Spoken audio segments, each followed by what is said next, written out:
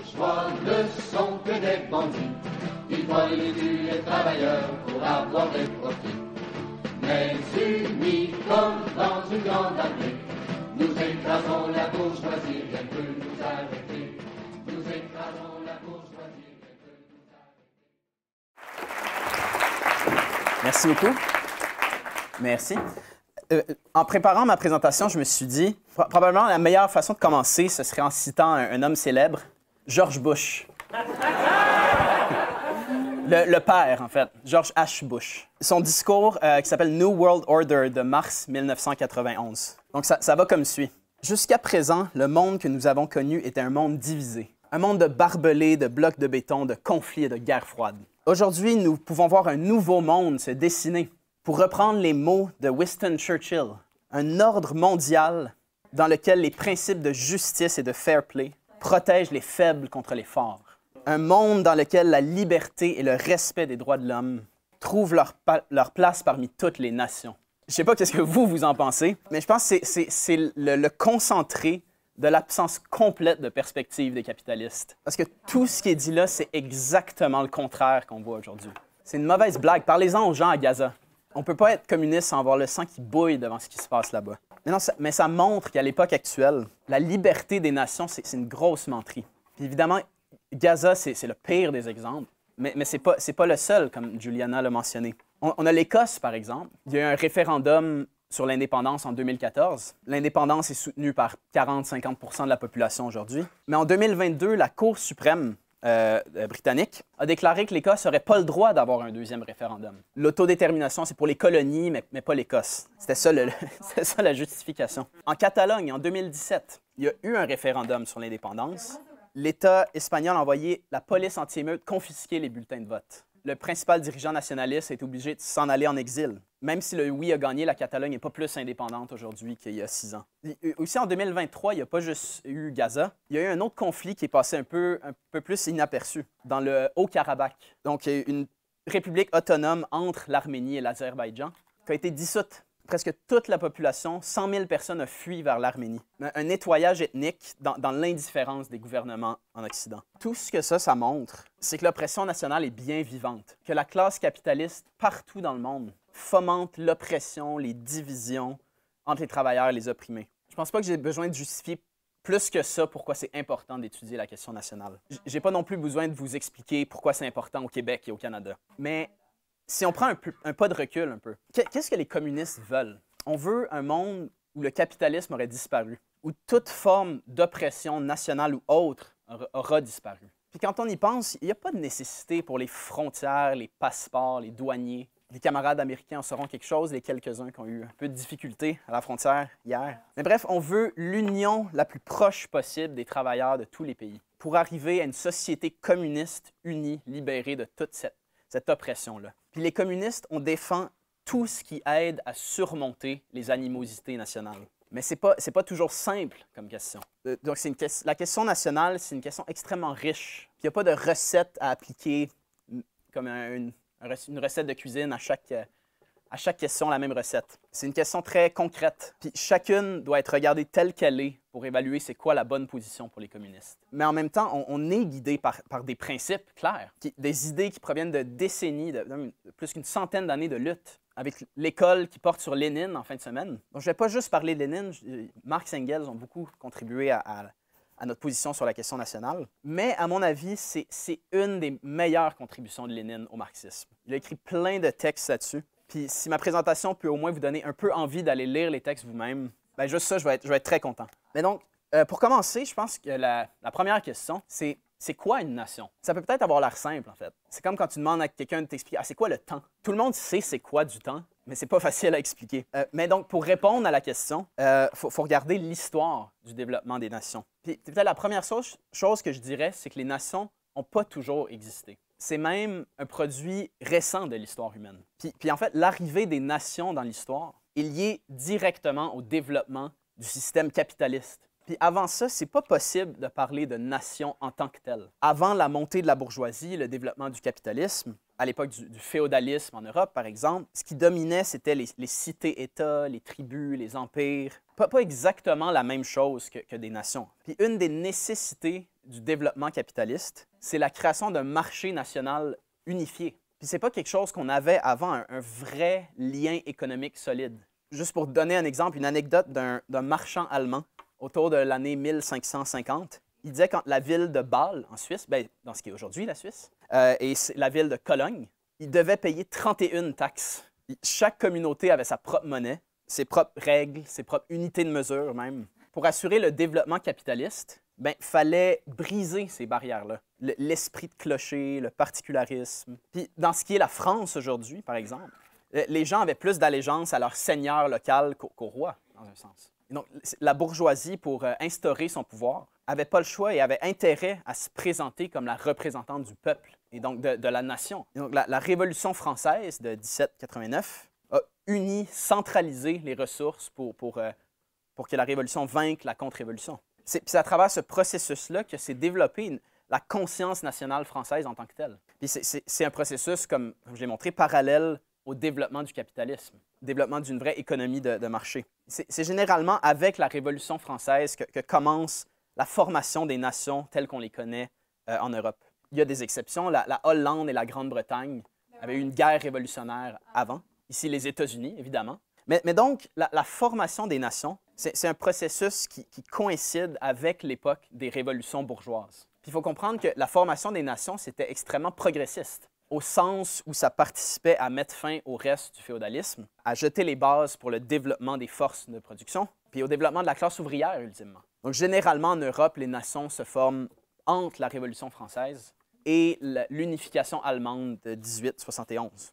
En Asie et au Moyen-Orient, par exemple, Lénine en parle beaucoup dans ses textes d'ailleurs, mais l'éveil national, on le voit surtout au 20e siècle, notamment autour des révolutions de 1905 en Chine, en Perse, en Russie. Évidemment, il y a beaucoup plus à dire sur la formation des nations, mais le point, c'est que généralement parlant, c'est intimement lié au développement capitaliste. Donc c'est quoi une nation? Bien, il n'y a pas de définition parfaite, mais généralement, on parle, c'est ça, d'une communauté stable qui vient d'un processus historique, qui a aussi une communauté de langue, un territoire commun, puis une vie économique commune. Puis sur cette base-là, on voit une culture et une psychologie nationale se développer. Puis tout ça pris ensemble, c'est différent de ce qu'on avait avant le capitalisme. Dans les empires du passé, dans la société féodale, où les liens économiques étaient très faibles et les liens linguistiques aussi. Donc l'État-nation, c'est généralement la forme normale sous le capitalisme. Donc les nations n'ont pas toujours existé, mais donc elles ne vont pas toujours exister non plus. Donc, les éléments de définition, évidemment, c'est très large ce que j'ai dit, puis c'est pas à prendre au pied de la lettre non plus.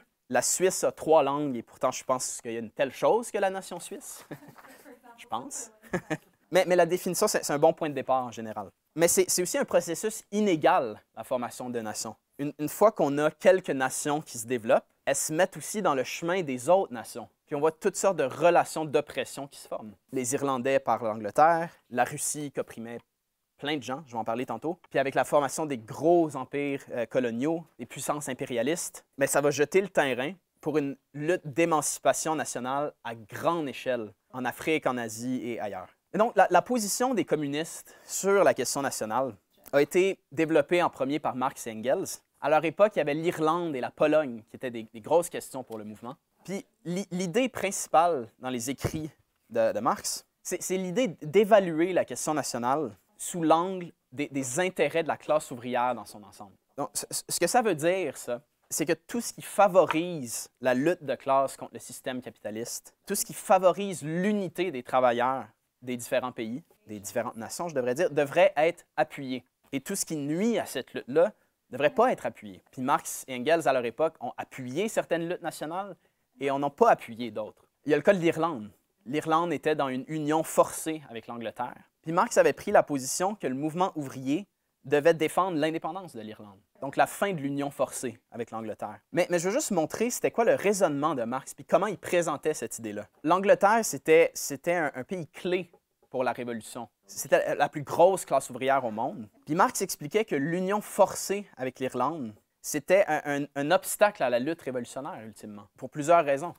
Puis il disait l'Irlande, qui était un pays agraire, c'était une des bases principales du pouvoir des landlords en Angleterre en général, en fait. Puis donc, pour affaiblir les classes dominantes en Angleterre en général, il fallait frapper en Irlande. Mais Marx disait qu'il fallait que les travailleurs anglais soutiennent la lutte des Irlandais.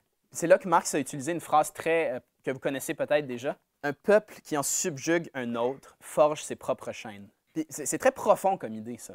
Donc, l'oppression des Irlandais permettait de mieux exploiter les Anglais aussi. Les capitalistes suscitaient les haines nationales entre les deux peuples, puis ils pouvaient maintenir leur domination sur tous les travailleurs comme ça. Puis comment est-ce que les travailleurs anglais peuvent vraiment se libérer s'ils éprouvent la haine nationale contre leurs frères irlandais? Donc, Marx disait, et je vais le citer, il disait qu'il faut faire comprendre aux travailleurs anglais que pour eux, l'émancipation nationale de l'Irlande, c'est pas une question de justice abstraite ou de sentiment humanitaire, mais la première condition de leur propre émancipation. Mais il y a un autre passage ailleurs où Marx dit la chose suivante. Il dit la même chose, c'est une condition préliminaire de l'émancipation de la classe ouvrière anglaise. Il dit de transformer la présente union forcée en confédération égale et libre si possible, ou en séparation complète, s'il le faut. Puis ça, je pense que c'est vraiment intéressant, le vocabulaire que Marx utilise ici. Parce qu'il n'est pas en faveur de la séparation complète en tant que telle. Les marxistes ne veulent pas de nouvelles frontières juste pour le plaisir. On veut l'unité la plus large possible des travailleurs. Mais si une nation décide de se séparer, bien, so be it. Puis on va défendre sa décision. Puis l'autre point que je trouve vraiment intéressant ici, qui est important, c'est que la position de Marx, ce n'est pas une position morale, comme il l'a dit, ou basée sur des principes abstraits. C'est la question de faire avancer la lutte de l'ensemble de la classe ouvrière. Donc on voit vraiment l'internationalisme qui transpire dans ces lignes-là. Il y a un autre point important de l'approche marxiste de la question nationale, c'est que notre position sur une question nationale ou une autre, peut et doit changer si les conditions changent. Je ne l'ai pas mentionné, mais dans les années 1840, Marx et Engels n'étaient pas en faveur de l'indépendance de l'Irlande. Ils pensaient que c'était une révolution en Angleterre et dans tout le Royaume-Uni, dans toute la Grande-Bretagne qui libérerait les Irlandais. Mais dans les années 60, ils ont changé leur position et défendaient l'inverse, qu'une des conditions de la révolution, c'était la fin de l'union forcée avec l'Irlande. Il y a un autre exemple, c'est la Pologne, où Marx et Engels ont défendu l'indépendance de la Pologne qui était emprisonnée dans l'Empire tsariste. Il y avait même, en 1863, il y a eu une insurrection en Pologne qui était menée par des propriétaires fonciers, en fait. Puis Marx soutenait l'indépendance malgré que c'était mené par une classe réactionnaire. Puis il y a quelques raisons à ça. Parce que l'État russe était l'État le plus réactionnaire de toute l'Europe. Donc, affaiblir le tsarisme était un pas en avant. Mais aussi et surtout, à l'époque, la révolution en Europe était dans un creux de vague, en fait. Et Marx et Engels avaient espoir que la lutte pour l'indépendance de la Pologne allait relancer la révolution dans toute l'Europe. Puis si vous ne le savez peut-être pas, la première internationale de Marx a été fondée à la suite de meetings de solidarité avec la Pologne. Mais là où je m'en vais avec ça, c'est que 40 ans plus tard, Lénine va défendre une toute autre position, parce que les conditions avaient changé. Il y avait une classe ouvrière très forte en Pologne, maintenant, un mouvement ouvrier très fort en Russie. Et donc, Lénine disait que la question nationale était d'importance secondaire pour les travailleurs de Pologne. Il disait, et je cite, « Il est incontestable que l'antagonisme de classe a rejeté maintenant très loin à l'arrière-plan les questions nationales. » Ça revient à quelque chose qui a été dit ce matin. Ce qui est important de comprendre ici, c'est la méthode. Puis aussi, une chose qui est vraie dans un contexte, on ne peut pas juste prendre une citation puis l'appliquer dans un autre contexte. Et dans la question nationale, bien, la position qu'on a sur une question en particulier n'est pas éternelle. Puis elle peut et doit changer si les conditions changent. Donc Lénine, maintenant, a écrit beaucoup sur la question nationale, comme je l'ai dit. Puis c'était pas un hasard, en fait. Si la Russie, en fait, Lénine l'appelait la prison des nations. Puis si vous pensez que la question nationale est compliquée en Palestine, ou même au Canada, regardez la Russie. Il y avait 43% de la population qui était grands russes, c'est-à-dire les oppresseurs, donc une minorité.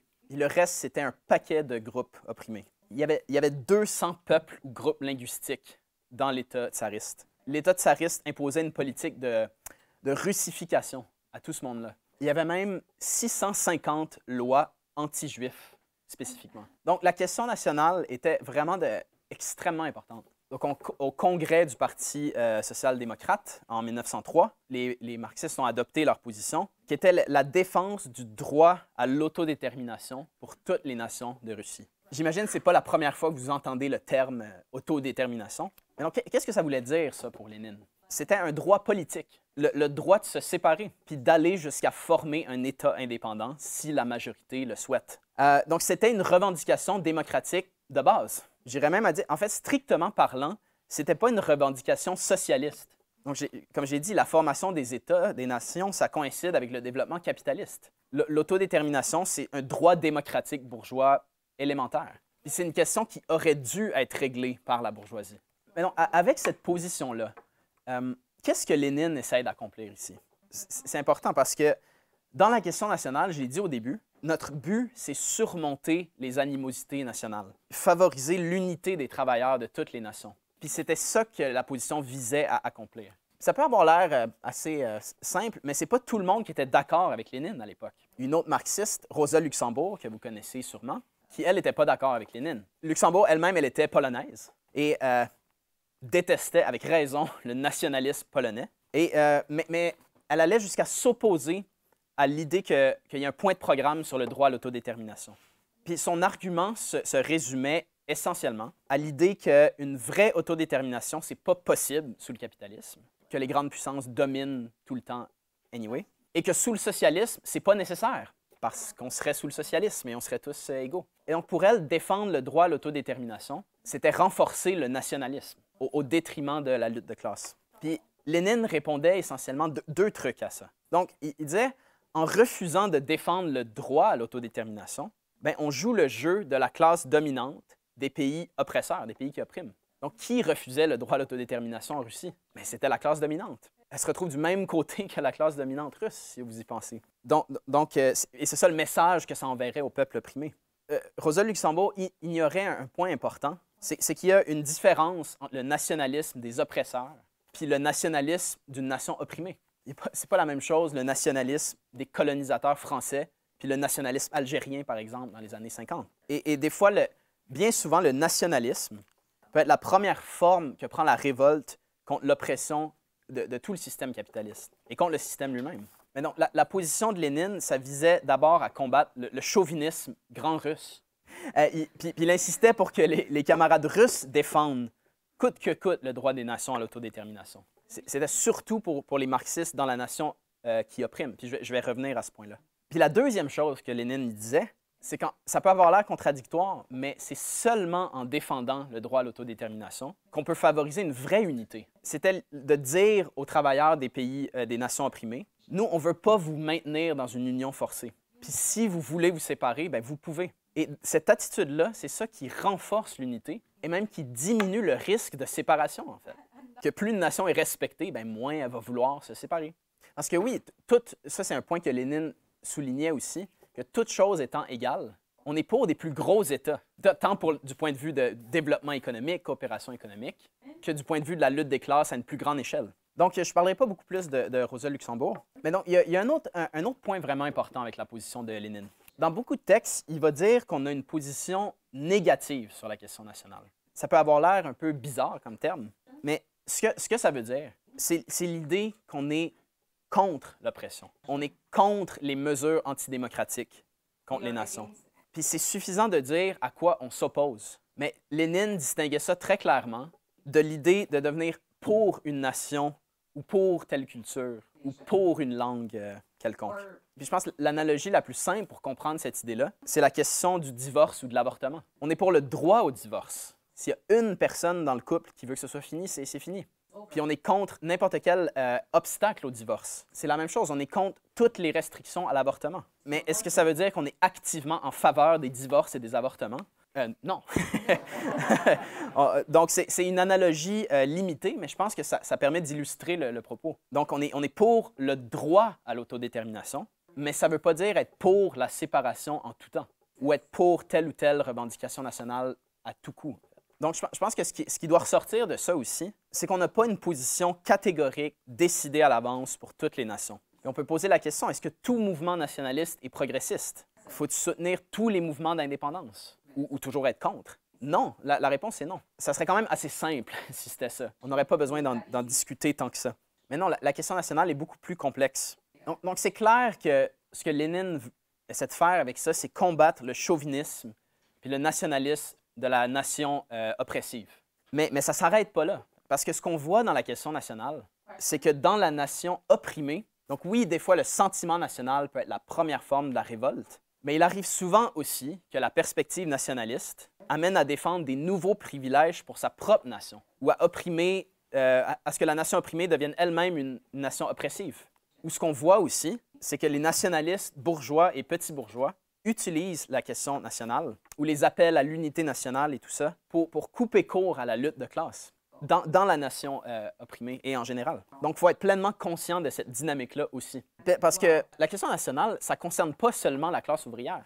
Pensez-y, par définition nationale, il y a d'autres gens que des travailleurs dans une nation. Donc, dans un mouvement, il y a des travailleurs, il y a des couches petites bourgeoises, des avocats, des journalistes, des intellectuels et même des éléments de la bourgeoisie. Donc, c'est important dans chaque mouvement national de distinguer très clairement ce qui est progressiste de ce qui est réactionnaire. Puis, les nationalistes bourgeois, petits bourgeois, vont constamment parler des intérêts de toute la nation, de notre identité commune. Puis nous, les communistes, on doit combattre cette perspective-là et maintenir la lutte de classe contre notre propre bourgeoisie, même dans les nations opprimées, et maintenir l'indépendance de classe, en fait. Et je veux juste citer Lénine un peu, parce que cet aspect-là de la question, je pense que ce n'est pas souvent discuté, pas assez du moins. Mais c'est très clair dans tous les écrits de Lénine qu'il faut combattre le nationalisme en général, en fait. Donc il dit « L'ouvrier qui place l'unité politique avec la bourgeoisie de sa propre nation au-dessus de l'unité totale avec les prolétaires des autres nations agit contre son propre intérêt. » Il y aurait plein d'autres exemples que je pourrais prendre. Sur la question de l'indépendance ou de la séparation, là aussi, ce n'est pas du tout un absolu pour Lénine. En 1903, Lénine débattait avec des camarades polonais qui, eux, disaient que la priorité, c'était l'indépendance de la Pologne, peu importe les circonstances, en fait. Et Lénine répond ceci. Puis c'est une longue citation, et je m'en excuse, mais ça vaut la peine, je pense. Il dit « La social-démocratie, donc les marxistes, doit-elle toujours, sans condition, revendiquer l'indépendance nationale ou doit-elle ne le faire que dans des conditions déterminées? C'est précisément aux intérêts de la lutte de classe du prolétariat que nous devons subordonner la revendication de la libre expression de la volonté nationale. Et c'est précisément dans ça que réside la différence entre notre façon de poser la question nationale et la façon d'un démocrate bourgeois. Donc, celui-ci s'imagine que la démocratie élimine la lutte de classe. Et c'est pourquoi il pose toutes ses revendications politiques dans l'abstrait, en bloc, inconditionnellement, du point de vue des intérêts de tout le peuple, ou même du point de vue d'un absolu moral éternel. Et là, il dit « Le social-démocrate dénonce impitoyablement ces illusions petites bourgeoises, toujours et partout. » Je ne pense pas que ça pourrait être plus clair que ça, en fait. Juste une autre. Le prolétariat ne peut donner son soutien à aucune consécration du nationalisme. Au contraire, il soutient tout ce qui aide à effacer les distinctions nationales. C'était pas vrai, j'en avais une autre ici. La reconnaissance de ce droit à l'autodétermination n'exclut aucunement ni la propagande et l'agitation contre la séparation, ni la dénonciation du nationalisme bourgeois. Pourquoi je vous ai garoché 3 citations comme ça dans la face? Parce que je pense qu'il y a un préjugé dans la gauche que toute revendication nationale doit être défendue si ça vient d'une nation opprimée, ou que la question nationale doit être réglée d'abord et le socialisme ensuite. Puis je pense qu'on en a un bon exemple au Québec, en fait, où trop souvent c'est arrivé que la gauche, les organisations socialistes, les dirigeants du mouvement ouvrier ont fait toutes sortes de concessions aux nationalistes bourgeois et petits bourgeois. Je ne peux pas rendre justice dans ma présentation à la question nationale au Québec, c'est pas ça le but non plus, mais je vais au moins mentionner quelques trucs. La Révolution tranquille, essentiellement les années 50, 60, on voit l'éveil de la classe ouvrière. Puis c'était aussi intimement lié à la lutte d'émancipation nationale contre les patrons anglophones. Une lutte qui s'est énormément radicalisée vers la fin des années 60, début 70. Le socialisme était ouvertement discuté dans les syndicats. Les dirigeants syndicaux étaient forcés de parler de casser le système. Il y a une grève générale révolutionnaire en 1972. Mais puis c'est à cette époque-là qu'on a la montée du Parti québécois. Mais le PQ s'inscrivait à contre-courant de ce mouvement-là. Il s'en cachait pas qu'il voulait être un parti de toutes les classes, avec comme objectif premier de faire la souveraineté du Québec. Et malheureusement, une énorme partie de la gauche est embarquée là-dedans. Les leaders syndicaux ont appuyé le PQ, essentiellement. Beaucoup de gens se sont juste dissous dans le Parti québécois, avec l'argument qu'il fallait commencer par régler la question nationale. Donc, ce qu'ils ont fait, c'est laisser au PQ la place pour coopter le mouvement ouvrier. Puis essentiellement mettre le couvercle sur les luttes de classe des années 70. Le PQ a évidemment s'est retourné contre les travailleurs éventuellement dans les années 80. Et les travailleurs n'avaient pas leur propre parti, leur propre programme pour lutter contre le PQ et les libéraux. Donc l'erreur historique de cette époque-là, c'est de ne pas prendre à cœur cette idée de lutter contre le nationalisme petit bourgeois, puis de semer des illusions dans le Parti québécois. C'était un abandon de l'indépendance de classe, en fait. Puis le mouvement nationaliste au Québec dans les années 50-60 était intimement lié à la lutte de la classe ouvrière. Mais il suffit de dire que ça a beaucoup changé depuis les années 80, 90, 2000, où la rhétorique nationaliste mainstream avec la CAQ notamment, le PQ aussi. Donc la CAQ, un parti des patrons qui utilise pleinement le nationalisme en ce moment. On parle du Québec qui va être noyé par les immigrants qui ne parlent pas français, qui a passé la loi 21 qui interdit les signes religieux pour certains emplois de la fonction publique, du secteur public, en disant au Québec, c'est comme ça qu'on vit. C'est ça notre identité. Puis sur la question de la langue aussi. Évidemment, tout ce que je dis, au Québec, il y a une histoire d'oppression nationale, d'oppression linguistique, mais là aussi, c'est un cas où, en étant opprimé, on peut aller trop loin, en fait. Où la CAQ, en 2022, a présenté une loi qui impose des nouvelles règles sur l'apprentissage du français, sur la question du français, qui limite l'accès au cégep anglophone, puis qui dit qu'après 6 mois, les immigrants doivent se faire parler en français par les services publics. Et donc, j'en aurais beaucoup plus à dire là-dessus. Mais est-ce que c'est ça la véritable libération nationale? De susciter la peur des immigrants, de parler d'interdire les signes religieux, puis d'avoir des mesures bureaucratiques sur l'apprentissage des langues? Bien, je pense pas, en fait. Puis, Québec solidaire, qui est le principal parti de gauche nationaliste, ils font toutes les erreurs imaginables sur chacune de ces questions-là. Parce qu'ils acceptent le cadre des nationalistes, que c'est important l'identité québécoise. Oui, il faut discuter de l'immigration, des signes religieux. Puis ça, je pense, ça montre, une fois qu'on perd le point de vue de classe, si notre but, c'est pas d'unir les travailleurs de toutes les origines, on peut faire toutes sortes d'erreurs, en fait. Donc, les nationalistes de gauche préparent le terrain pour les nationalistes de droite, si on veut. Je pense qu'il y a un autre point qui est très important. C'est important pour les communistes dans les nations opprimées, comme nos camarades au Québec, de comprendre ce que je viens d'expliquer. Donc, j'ai passé beaucoup de temps sur comment les nationalistes bourgeois, petits bourgeois, utilisent la question nationale pour leur propre gain. Mais un point plus large, c'est que dans la question nationale, les communistes dans la nation opprimée et les communistes de la nation oppressive ont des tâches différentes. Donc, si on revient à l'autodétermination, il y a 2 côtés à l'équation. Le premier, c'est la défense des opprimés puis leur droit de se séparer. Puis le deuxième point, c'est la nécessité de l'unité la plus large possible. Puis Lénine explique, puis c'est une leçon importante, que les marxistes de la nation oppressive doivent insister sur la première partie de l'équation, la défense des opprimés. Puis les marxistes dans la nation opprimée doivent mettre l'accent sur le deuxième point, sur l'unité. Juste pour illustrer ça un peu, je vais m'adresser aux camarades anglophones en particulier. La propagande des marxistes au Canada anglais doit d'abord viser la classe dirigeante canadienne, puis l'anglo-chauvinisme, puis dénoncer toutes les manifestations d'anglo-chauvinisme. Si quelqu'un en Alberta ou au BC vous demande qu'est-ce que vous pensez de la question nationale au Québec, bien, je pense que les premiers mots qui devraient sortir de votre bouche, c'est que le Québec devrait avoir le droit complet à l'autodétermination, qu'on veut déchirer la Constitution canadienne, puis renverser l'État fédéral capitaliste. C'est ça le point de départ. Mais au Québec, je pense que c'est un peu différent. Une des pressions les plus fortes qu'on a au Québec, c'est-à-dire l'ennemi principal, il est à Ottawa. Mais ce n'est pas l'ennemi principal. Notre premier ennemi, c'est Pierre-Carl Péladeau, c'est le petit club de riches du Québec. C'est la CAQ et les gouvernements provinciaux qui imposent l'austérité. C'est ça que je veux dire par 2 approches différentes. Mais cela dit, ça ne veut pas dire qu'on n'a pas le droit de parler des autres points non plus, évidemment. Mais c'est plus la question du point de départ. Peut-être un exemple peut-être plus utile pour nos tâches immédiates, qui est relié à cette question-là, c'est la Palestine. Qu'est-ce qui s'est passé après le 7 octobre? La première chose que tout le monde se faisait demander, est-ce que tu condamnes le Hamas? Puis on te faisait demander de soutenir le droit d'Israël de se défendre, d'ignorer des décennies d'oppression et de violence contre les Palestiniens. C'est le même point ici. Le rôle des communistes dans les nations impérialistes, notamment, qui soutiennent Israël, notre point de départ, c'est la défense inconditionnelle du peuple palestinien, de dénoncer l'hypocrisie de la classe dirigeante, dénoncer leur appui aux attaques d'Israël contre le peuple palestinien. Ce serait la pire erreur de commencer en disant « Oui, on est d'accord avec vous, on dénonce le Hamas ». Évidemment, on en a discuté, on n'est pas le Hamas, on a des méthodes différentes et tout, mais c'est pas ça la question principale. Mais donc, pour nous, puis dans la question nationale en général, l'ennemi principal est à la maison. Donc, les communistes des nations oppressives, leur première tâche, c'est de défendre les nations opprimées contre l'oppression. Puis les communistes dans une nation opprimée ont pour tâche première d'insister sur l'unité. J'ai beaucoup plus en commun avec tous les camarades anglophones qu'avec les patrons qui dirigent les entreprises du Québec.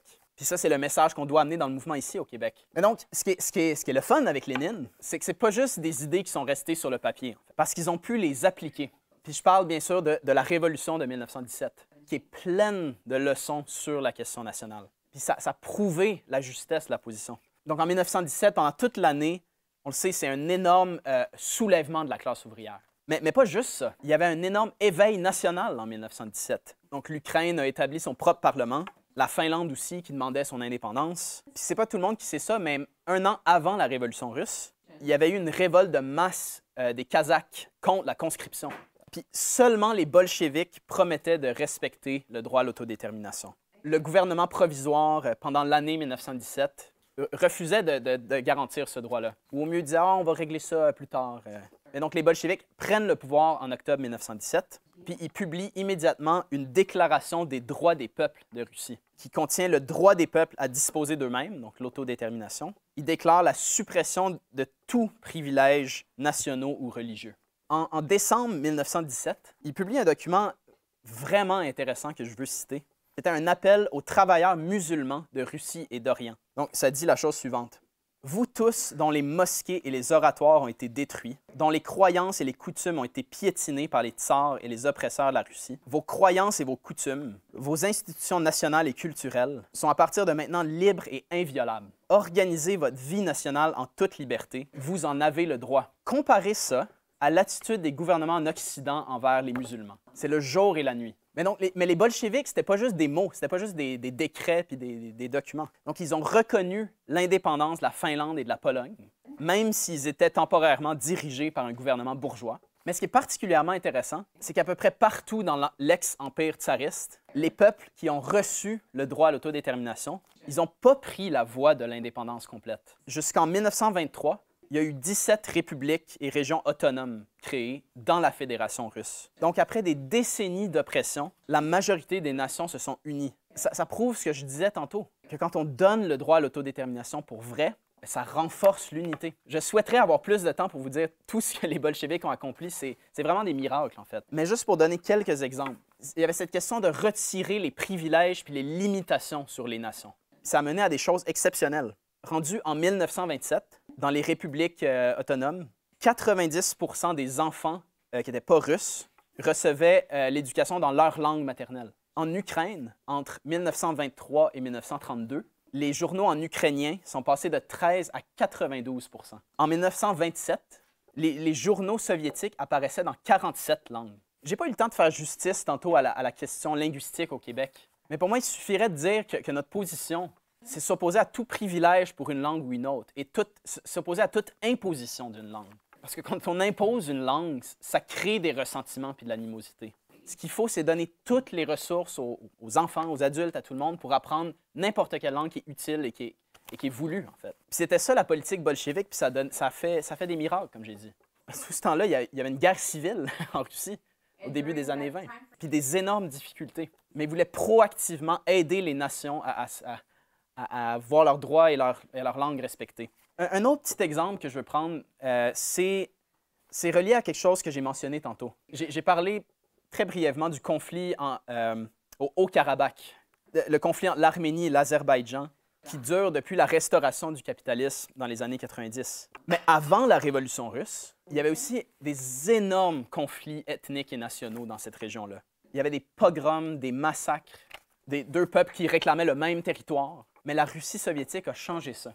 Ils ont formé une fédération des peuples de Transcaucasie, qui est la région là, qui ont réussi à vivre dans une paix pendant des décennies. Donc, des années de haine, de pogroms, de violence ont été surmontées par la révolution socialiste. Trotsky disait de cette région-là, il disait aux Soviets, les travailleurs ont élu un Arménien, un Géorgien, un Tatar, sans aucun égard à leur nationalité. Donc, c'est ça que la révolution réussissait à accomplir, à surmonter des animosités épouvantables entre les peuples. Puis ça me fait vraiment penser à ce qu'on voit aujourd'hui en Palestine, où ça peut avoir l'air tellement distant de voir une paix entre les peuples. Il n'y a peut-être jamais eu autant d'animosité qu'aujourd'hui entre les Israéliens et les Palestiniens. Puis ça va prendre du temps à surmonter. Mais ce que l'expérience de la Russie montre, c'est qu'avec une révolution communiste à grande échelle, on peut sortir de cet enfer-là. C'est ça la perspective qu'on doit avoir aujourd'hui pour la Palestine. Une révolution socialiste qui gagne n'importe où au Moyen-Orient pourrait complètement changer la situation, puis permettre une vraie guerre révolutionnaire contre l'État sioniste. Une fédération socialiste du Moyen-Orient, ça pourrait mettre fin aux pénuries, au chômage, à l'exploitation, enfin en arriver à une solution à la question palestinienne. Donc la révolution russe, ça a toujours été une source immense, inépuisable d'inspiration. Mais moi, c'est particulièrement le cas sur la question nationale. Donc, la Révolution a évidemment été un gros tournant dans l'histoire humaine. Mais ça a aussi été un changement dans la position de Lénine sur la question nationale. Ça a aiguisé, ça a rendu plus précise la position.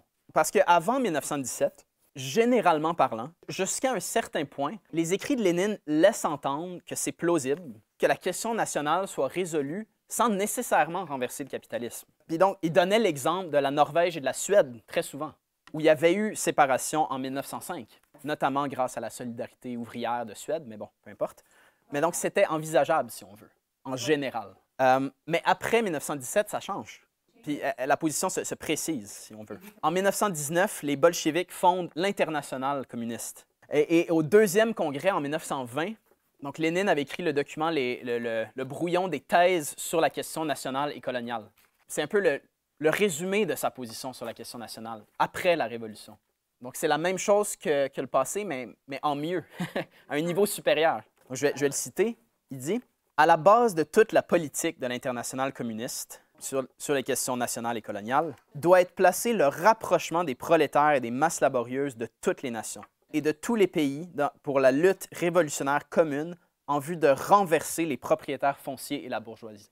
Car seul ce rapprochement garantit la victoire sur le capitalisme, sans laquelle la suppression du joug national et de l'inégalité des droits est impossible. » Donc il dit « Tous les partis communistes doivent aider directement les mouvements révolutionnaires des nations dépendantes et les nations ne bénéficiant pas de l'égalité, mais il ajoute que les communistes doivent lutter contre les démocratiques bourgeois de leur propre nation. » Ça peut avoir l'air contradictoire, mais les deux vont ensemble.